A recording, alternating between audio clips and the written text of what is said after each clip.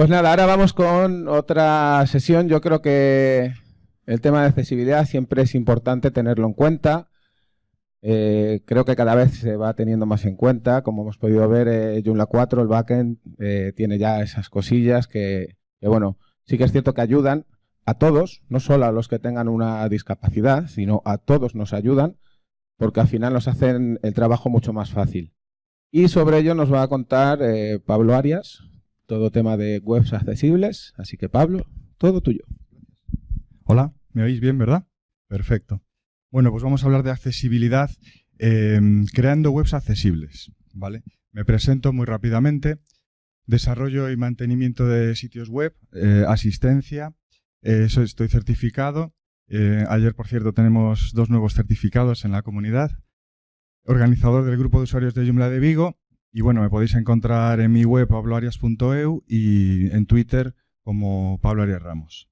Si me veis por ahí con esta foto, sin barba ni nada, para que me reconozcáis.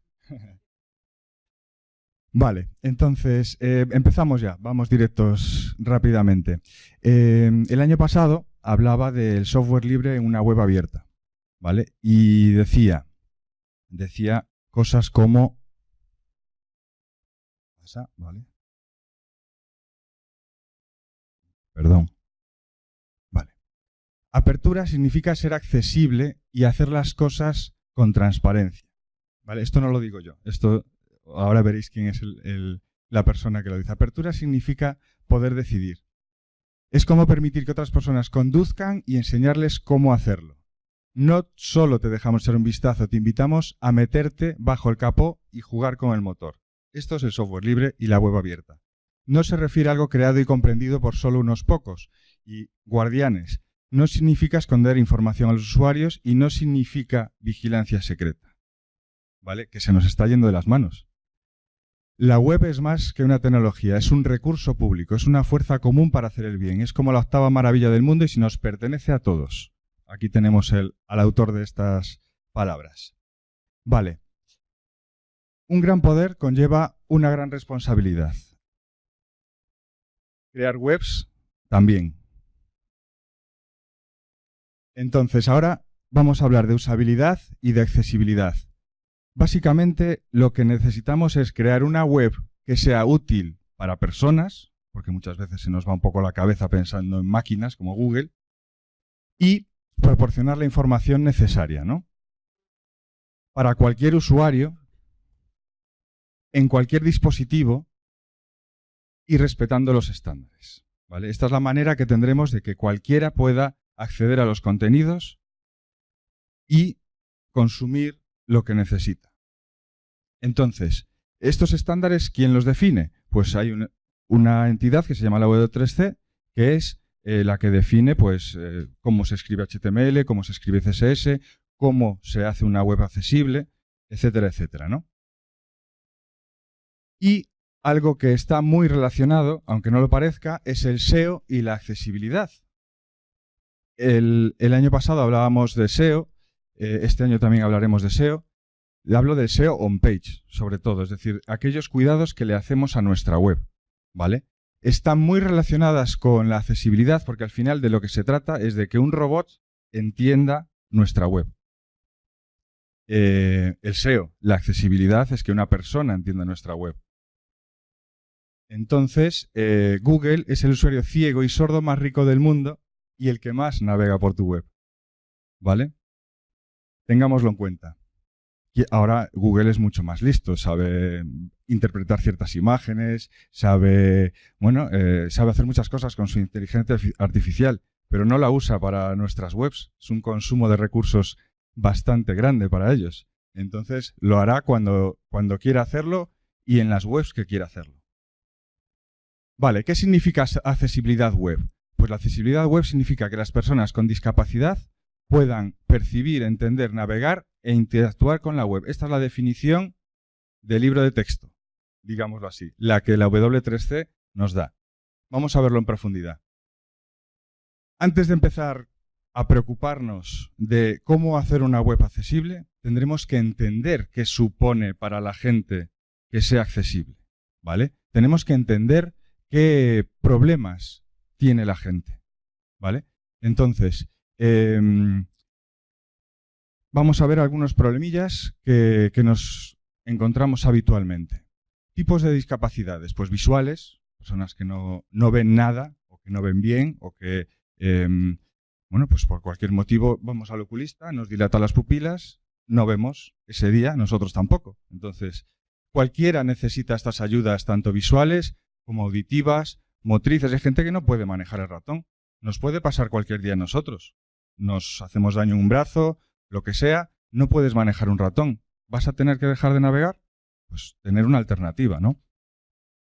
Hay circunstancias neurológicas o cognitivas, hay problemas derivados del envejecimiento, evidentemente, todos perdemos cualidades, vista, oído, etcétera, etcétera, y derivadas del entorno. Yo si estoy en un metro, pues a lo mejor no puedo estar escuchando un vídeo, o si estoy conduciendo no puedo estar mirando la pantalla, pero a lo mejor sí que tengo que estar, pues quiero oír las noticias y necesito, no soy ciego, pero no puedo ver la pantalla, ¿vale? Entonces al final todos necesitamos la accesibilidad.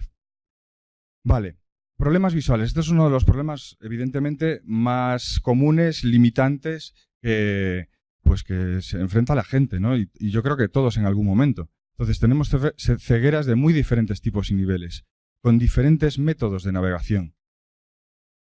Entonces,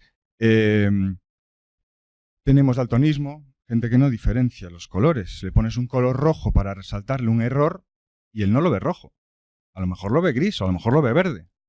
Entonces, utilizar un color solo para resaltar un error puede ser un problema. Conjuntivitis, deslumbramiento temporal, puede que estés en medio de la calle, haga mucho sol, no puedas ver la pantalla del móvil correctamente, por ejemplo. Todos nos beneficiamos, que a eso os voy, ¿vale? No es cuestión de, bueno, vamos, para estas personas, no, todos necesitamos esto. Nos hacemos mayores, el entorno nos condiciona. Entonces, mejorar la accesibilidad para los usuarios con discapacidad casi siempre mejora la usabilidad para todos los usuarios. Mejorar la accesibilidad no es solamente una necesidad para las personas con discapacidad, sino una ventaja para todos nosotros. Bueno, esto no lo digo yo, tenéis el autor de cada una de estas frases en el pie. Vale, entonces, ¿qué herramientas utiliza esta gente? ¿O qué herramientas utilizamos para acceder a contenidos y poder enterarnos de lo que pone? Pues lectores de pantalla, que te leen el contenido, línea braille, ahora os voy a enseñar qué es, magnificador de pantalla, es decir, un ampliador, combinación de colores de alto contraste, sistemas de reconocimiento de voz, reconocimiento facial, punteros hay de muy diversos tipos, incluso que se utilizan con la boca, etcétera, etcétera. Gente que a lo mejor no tiene brazos y necesita navegar también. Vale, esto es lo que os decía hace un momento, perdón. Esto es la línea braille, ¿vale? Esto es un ejemplo, hay muchos modelos y con esto una persona ciega o sordociega puede navegar, ¿vale? No vamos a profundizar ahora mismo cómo, pero bueno, que aquí podéis ver un ejemplo de cómo se comunica con la máquina y cómo la máquina se comunica con él, ¿vale? Lee a través de estos puntos y también puede interactuar. Vale, vamos a continuar. El poder de la web reside en su universalidad. El acceso para todo el mundo, a pesar de la discapacidad, es un aspecto esencial. Y no lo digo yo, lo dice el inventor de la web. Problemas frecuentes. Vale, no puedo usar solo el teclado para navegar. Como os decía antes, pues ya te digo, a lo mejor no puedo utilizar el ratón.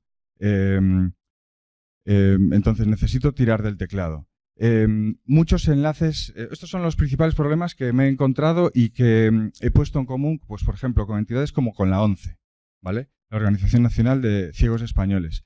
Te transmiten cuáles son sus problemas, ¿vale? Entonces, hablando con ellos, pues me dicen, por ejemplo, otro problema muy común es los enlaces ambiguos, casi infinitos. Me decían, yo entro en un periódico, por poner un ejemplo, y en la portada a lo mejor tengo 200 enlaces. ¿Cómo gestiono eso yo sin ver? Por encima, si a cada enlace le ponemos un título diferente, aunque vaya al mismo sitio, pues locura. ¿vale? Imágenes sin texto alternativo o mal establecido. Las imágenes, pues si utilizamos un lector de pantallas, evidentemente no estamos viendo la imagen, necesitamos describirla. Para esto hay métodos, es decir, ¿y a esta imagen le tengo que poner un texto alternativo? Bueno, si es meramente decorativa y no aporta valor, no. Pero de todas formas os voy a dejar unos enlaces para que veáis qué técnicas se utilizan para ponerle una descripción a una imagen, ¿vale? Más problemas que se suelen encontrar, formularios complejos que no son capaces de rellenar, porque a lo mejor tienen captcha u otros campos que no pueden fácilmente rellenarlos o no son intuitivos. Encabezados mal utilizados y muchísimos problemas más. Vale, la accesibilidad web se puede dividir en 3 categorías principales: contenido, navegación e interacción. Vamos a ahora ver un poquito qué cositas debemos cumplir. Diseño y CSS. El CSS es para el diseño, no para los contenidos, ¿vale? Utilicemos CSS para darle forma a esos contenidos. La imagen de fondo es de diseño, no es informativa, luego se introduce a través de CSS. No introducir textos informativos con content. Sabéis que a través de CSS ahora podemos introducir ciertos textos en el contenido. Procuremos evitarlo, ¿vale? Contenidos en HTML, ¿vale? Hablábamos diseño en CSS, contenidos en HTML, evitando aquí ahora el introducir diseño dentro del HTML, ¿vale? El HTML lleva el contenido. Ejemplos, pues utilizar los encabezados, título de nivel 1, título de nivel 2, para hacer, cosas que debemos evitar es no poner un H1 porque queda bonito, o tiene que ser, este texto tiene que ser más grande, en mitad de un artículo, cuando en realidad H1 debe haber 1 y es el título principal. Luego se dividirá con H2 las diferentes partes del artículo, pero no lo utilicemos para ponerlo bonito. Luego, utilizar tablas para ubicar diferentes elementos. Esto pasó a la prehistoria, pero se sigue haciendo. De hecho, los emails se siguen haciendo con tablas. Entonces, en la web procuremos evitar este tipo de detalles. Vale. Evidentemente, a estas alturas nadie duda que una web tiene que ser responsive, tiene que ser adaptable al tamaño del dispositivo, tiene que ser preferiblemente una única web, no tener 2 versiones, la mobile y la de escritorio, y separar contenido de presentación y diseño. Como os decía antes, pues HTML para el contenido y CSS para el diseño. Y en general respetar los estándares web. No tiene mucho más...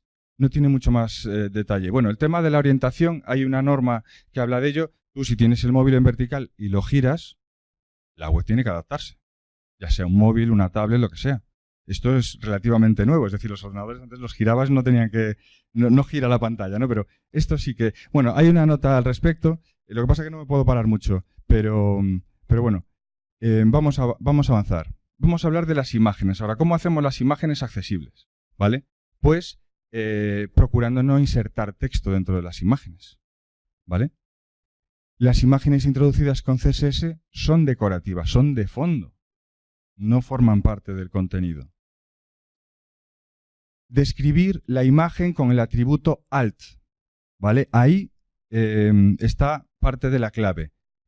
Aquí os dejo 2 enlaces, luego tendréis acceso a las diapositivas y ahí podréis hacer clic en los enlaces. Este es un mapa de decisión, es decir, si estoy añadiendo una imagen que es una foto de un cuadro, ¿qué texto alternativo debo ponerle? Pues el título del cuadro, por ejemplo.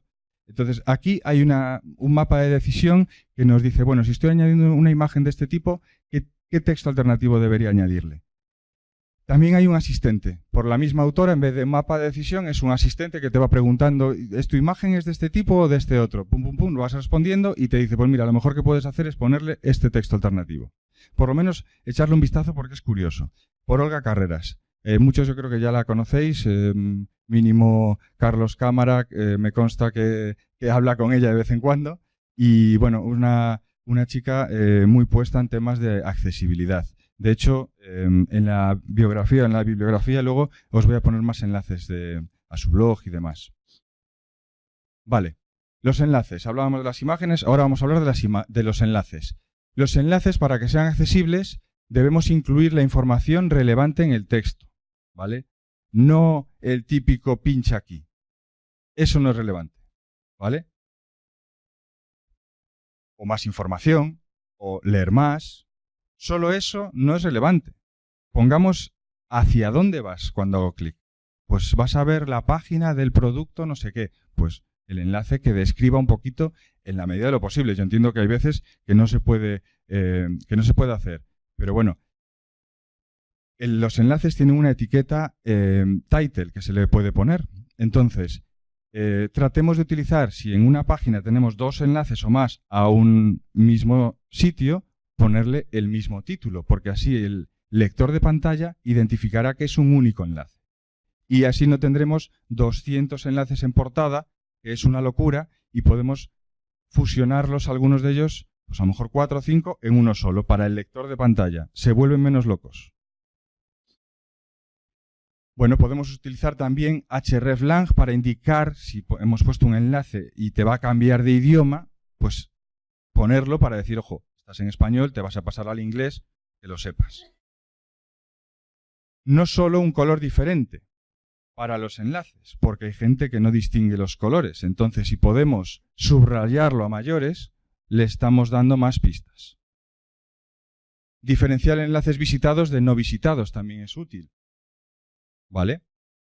Y tenemos también el area label, que no voy a profundizar mucho, pero básicamente ahí podemos poner una descripción para que se oiga. ¿Vale? Encabezados.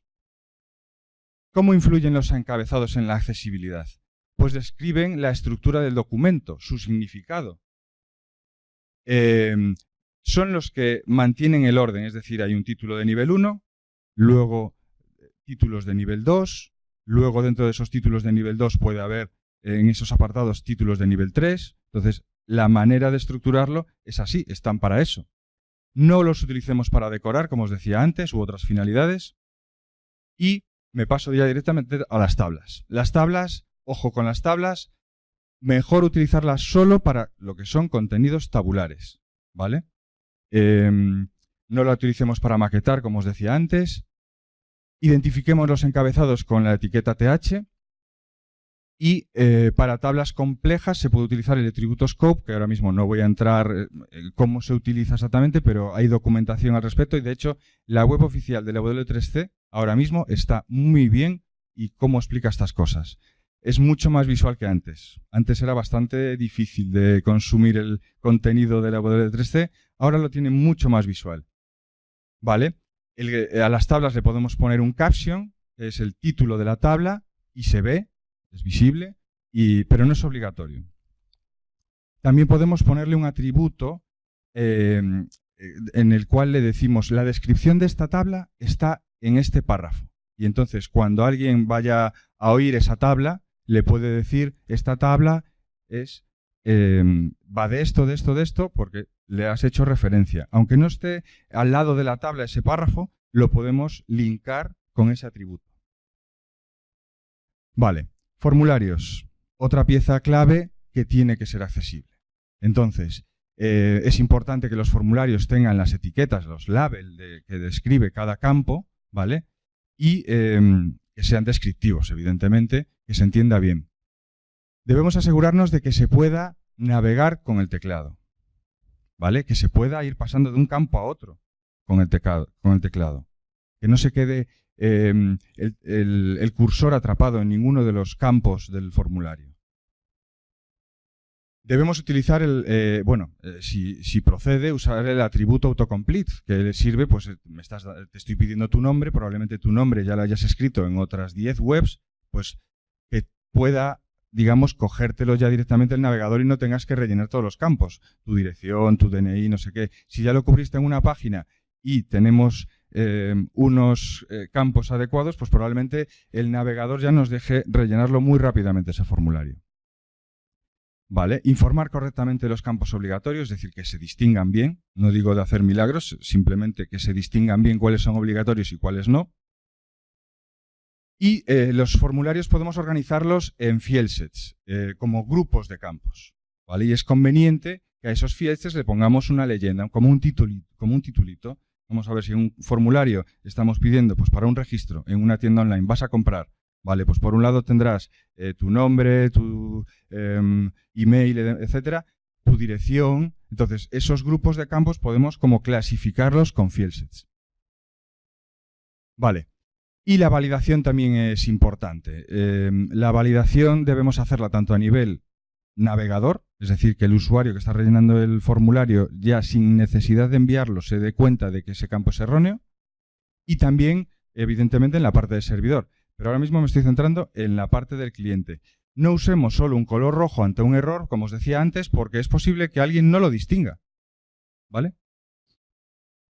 Y luego es importante requerir confirmación para tareas importantes. Eliminar, ¿estás seguro de que quieres eliminar? Sí. Vale. Y sistema de deshacer si se puede. Es decir, he eliminado, no quería eliminar, ¿puedo hacer un control Z? Pues está bien si podemos aportar eso. Vale, documentos, vídeos y otros formatos también tienen que ser accesibles. ¿Vale? Los PDFs, etcétera, etcétera, forman parte del sitio. Si queremos que nuestro sitio sea accesible de verdad, los vídeos, los documentos y demás también tienen que serlo. Vale. Títulos de página. Deben describir estoy hablando del elemento title de la página, lo que aparece en la pestaña del navegador o lo que aparece en Google cuando hacemos una búsqueda en grande, en azul, pues debe describir la temática o propósito con claridad y debe ayudar a... Pues este tipo de cosas ayudan a muchas cosas, a que Google nos reconozca mejor nuestra página, pero es que a mayores también a nosotros, entre todas las pestañas que tenemos abiertas, pues probablemente también podamos acceder más rápido a la que queremos. Vale, los enlaces de saltar a. Estos enlaces suelen ir en la cabecera y lo que hacen es saltarnos el contenido repetitivo. Por ejemplo, en la cabecera solemos tener el menú, solemos tener una serie de elementos. Entonces, si yo estoy navegando por tu web y cada salto, cada página que voy, me lee el menú cada vez y me lee todo, es un coñazo. Entonces, déjame saltarme toda esa parte y llévame al contenido directo. ¿Vale? Bien. Al principio no deben ser más de 2 o 3, ¿vale? Esa lista de enlaces rápida.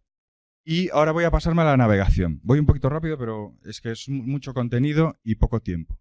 Vale, estamos hablando del menú, ¿vale? La navegación del sitio. Es una lista de enlaces, recomendable utilizar la etiqueta nav, en HTML5 apareció, indicar la situación actual al usuario, es decir, si le ponemos de alguna manera en ese menú que está activo ese elemento, pues él ya intuitivamente sabe dónde está.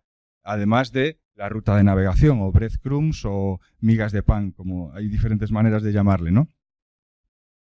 Usar un mapa web también puede ser muy útil a nivel visual, es decir, yo entro a un mapa web HTML y puedo pinchar en el enlace y puedo ver la estructura de todo el sitio. Mantener una coherencia en todo esto, es decir, mantener una coherencia, es decir, o hacer una arquitectura de la información lógica, ¿vale? Que cualquiera pueda entender. Indiquemos los submenús claramente y ojo con los megamenús. Los megamenús estos tan bonitos que nos permiten meter tanto contenido y demás, no suelen ser usables, no suelen ser accesibles. Tened cuidado con esto porque lo ideal es que se puedan manejar con el teclado. Y no siempre es fácil. No siempre es fácil. Hay que tener cuidado con estos megamenús. Vale. Puntos de referencia. Aquí no me voy a parar mucho, pero básicamente sabemos que en HTML5 aparecieron una serie de puntos de referencia como el header, el nav, que acabo de comentar, para la navegación, el main, aside para las barras laterales. Entonces, si utilizamos esto, estamos dándole más pistas tanto al software que utilice el usuario como incluso a Google, de qué tipo de contenido se está encontrando en la web. Vale, entonces, también podemos reforzar esas etiquetas, porque a veces no siempre todos los navegadores las leen o las tienen en cuenta, y tenemos una serie de atributos, rol, que nos permite darle esa entidad, esa comprensión a esa parte de la web, ¿no? En plan, esto es un menú, esto es el pie de página, esta es la cabecera, y que se entienda fácilmente, ¿no? Antes de HTML5 había que hacerlo de otra manera, pero bueno, ahora con HTML5 es más fácil, está esto muy bien documentado. Vale, luego tenemos los roles, los estados y las propiedades. Esto es muy útil para hacer accesibles elementos que funcionan a través de JavaScript. Antes una web si llevaba JavaScript no era accesible. Eso ya no es así. Ya sí se pueden hacer webs accesibles con JavaScript y este tipo de ejemplos, pues unas pestañas, una barra de progreso, acordeones, son elementos que se mueven con JavaScript. Se pueden hacer accesibles, ¿vale? Para eso tenemos los roles, los estados y, bueno, no voy a entrar demasiado en el tema porque no hay suficiente tiempo, pero que sepáis que existen para introducirlos en vuestras extensiones o en vuestros sitios web. Vamos a pasarnos a los colores. No utilicemos los colores como único método de distinción, como os decía, porque no los distinguimos muchas veces.